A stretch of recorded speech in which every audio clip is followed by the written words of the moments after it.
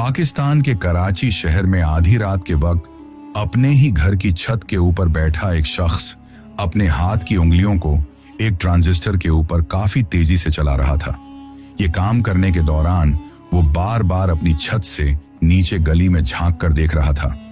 क्योंकि शायद उसे ये एहसास हो गया था कि आज की रात उसकी आखिरी रात है और उसका खेल अब खत्म होने वाला है।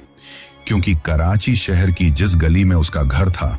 उस गली में कुछ देर पहले से ही पाकिस्तान आर्मी की गाड़ियों की आवाजाही बढ़ गई थी और पाकिस्तान आर्मी के जवान एक एक घर के दरवाजे को खुलवाकर सभी घरों की तलाशी ले रहे थे।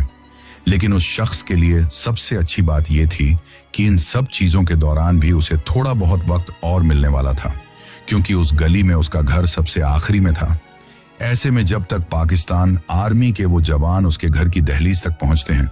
और जैसे ही उसे अपने घर के दरवाजे के ऊपर दस्तक सुनाई देती है, तो उस दस्तक के सुनाई देने से पहले ही उसने अपना काम पूरा कर दिया था। पर जैसे ही उसे यह महसूस हुआ कि अब पाकिस्तान आर्मी के जवान उसके घर के दरवाजे तक भी पहुंच चुके हैं, तो उसने तुरंत ही उस ट्रांजिस्टर को अपने घर की छत के ऊपर रखी हुई पानी की टंकी के अंदर डाल दिया, ताकि किसी भी हालत में पाकिस्तान आर्मी के जवानों के हाथों कोई ऐसा सबूत ना लगे जिससे उसके पकड़े जाने के बाद भी उसका मिशन फेल हो जाए। उस वक्त उसको अपने पकड़े जाने का इतना अफसोस नहीं था, लेकिन उसके मन में बस डर इसी बात का था कि किसी भी तरीके से उसने अपना वो जो सीक्रेट कोड उस ट्रांजैक्शन के जरिए सरहद पार हिंदुस्तान तक भेजा है,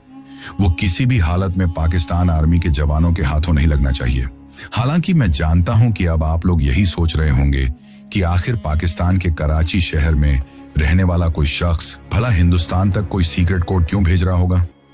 और अगर वो भेज रहा था तो उसकी असली पहचान क्या थी, और आखिर उस कोड